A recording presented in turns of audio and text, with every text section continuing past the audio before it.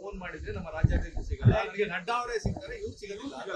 ಅವರು ನಾಯಕರಿದ್ದಾರೆ, ಸಹಜವಾಗಿ ನಾಯಕರುಗಳು ರಾಷ್ಟ್ರೀಯ ನಾಯಕರು ಫೋನ್ ಮಾಡಿದಾಗ ಅಪಾಯಿಂಟ್ಮೆಂಟ್ ಕೊಡ್ತಾರೆ.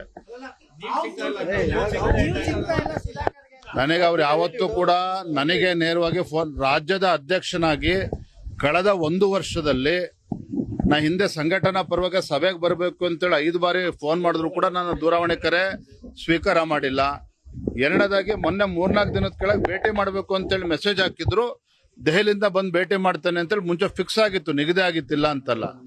ಆದರೆ ನಾನು ಅನಿವಾರ್ಯವಾಗಿ ದೆಹಲಿ ಹೋಗ್ಬೇಕಾಗಿತ್ತು, ಹಾಗಾಗಿ ಭೇಟಿ ಮಾಡೋಕೆ ಸಾಧ್ಯ ಆಗಿರಲಿಲ್ಲ. ಹೊರತು ನನ್ನ ಕರ್ತವ್ಯ, ಒಬ್ಬ ಕಾರ್ಯಕರ್ತನನ್ನು ಭೇಟಿ ಮಾಡಬೇಕು ಅಂತ ಹೇಳಿದ್ರು ಕೂಡ ಅವ್ರನ್ನ ಭೇಟಿ ಮಾಡಬೇಕಾಗಿತ್ತು, ನನ್ನ ಕರ್ತವ್ಯ. ಇನ್ನು ಅಂಥ ನಾಯಕರುಗಳು ನಾನು ಭೇಟಿ ಮಾಡಬೇಕು ನನಗೆ ಸಂತೋಷ. ಅದು ಸಮಯದ ಕೊರತೆಯಿಂದ ಆಗಿಲ್ಲ. ಈಗ ನಾಳೆ ನಾಡಿದ್ದೆ ನನಗೆ ಯಾರು ದೂರವಾಣಿ ಕರೆ ಮಾಡಿಲ್ಲ. ಪಕ್ಷದ ಹಿತದೃಷ್ಟಿಯಿಂದ ಏನೇ ಟಾರ್ಗೆಟ್ ಮಾಡಿದ್ರು ಕೂಡ ಸಹಿಸ್ಕೊಳ್ತೇನೆ. ಪಕ್ಷದ ಹಿತದೃಷ್ಟಿಯಿಂದ ಯಾರೇ ನನ್ನನ್ನು ಟೀಕೆ ಮಾಡಿದ್ರು ಕೂಡ ಸಹಿಸ್ಕೊಳ್ತೇನೆ. ಆ ಭಗವಂತ ನನಗೆ ತಾಳ್ಮೆಯನ್ನು ನೀಡಿದ್ದಾನೆ. ನಾನು ಕೂಡ ಯಡಿಯೂರಪ್ಪನವ್ರ ಮಗ ಆಗಿ ಯಡಿಯೂರಪ್ಪನವರ ರಾಜಕೀಯ ಏಳು ಬೀಳುಗಳನ್ನು ಕೂಡ ಬಹಳ ಹತ್ತಿರದಿಂದ ನೋಡಿರ್ತಕ್ಕಂಥ ನಾನು ಕೂಡ ಎಲ್ಲವನ್ನೂ ಕೂಡ ಸಂಭಾಲಿಸ್ಕೊಂಡು ಎಲ್ಲರನ್ನು ಕೂಡ ವಿಶ್ವಾಸಕ್ಕೆ ತೆಗೆದುಕೊಂಡು ಹೋಗ್ಬೇಕಾಗಿದೆ. ಅದನ್ನ ಮಾಡ್ತಾ ಇದ್ದೇನೆ, ಮುಂದನ್ನು ಕೂಡ ಮಾಡ್ತಾನೆ.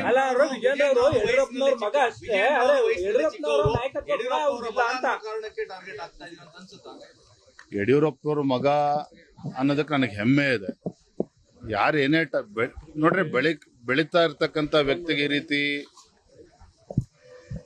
ಸವಾಲುಗಳು ಬರ್ತಕ್ಕಂಥದ್ದು ಸಹಜ. ಅದು ಎಲ್ಲವನ್ನು ಕೂಡ ಸಮಾಧಾನದಿಂದ ಸ್ವೀಕಾರ ಮಾಡಬೇಕಾಗ್ತದೆ. ಅದನ್ನ ಮಾಡ್ತಾ ಇದ್ದೇವೆ.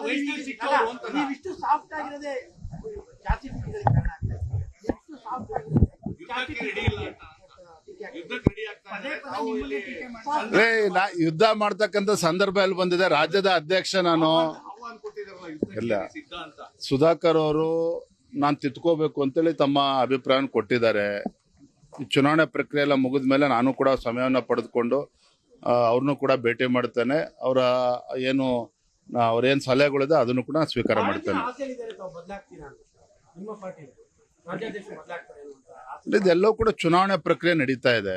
ಮಂಡಲ ಅಧ್ಯಕ್ಷರಿಗೆ ಏನ್ ಪ್ರಕ್ರಿಯೆ ನಡೀತದೆ, ಜಿಲ್ಲೆಯ ಅಧ್ಯಕ್ಷರಿಗೆ ಏನ್ ಚುನಾವಣಾ ಪ್ರಕ್ರಿಯೆ ನಡೀತದೆ, ಅದು ರಾಜ್ಯದ ಅಧ್ಯಕ್ಷರಿಗೂ ಅದೇ ಪ್ರಕ್ರಿಯೆ ನಡೀತದೆ.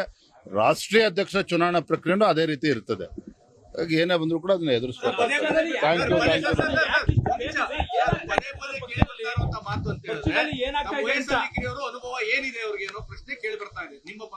ಈಗ ಎಲ್ಲರಿಂದ ನಾನು ಅನುಭವ ಪಡೆದುಕೊಳ್ತಾ ಇದ್ದೀನಿಲ್ಲ.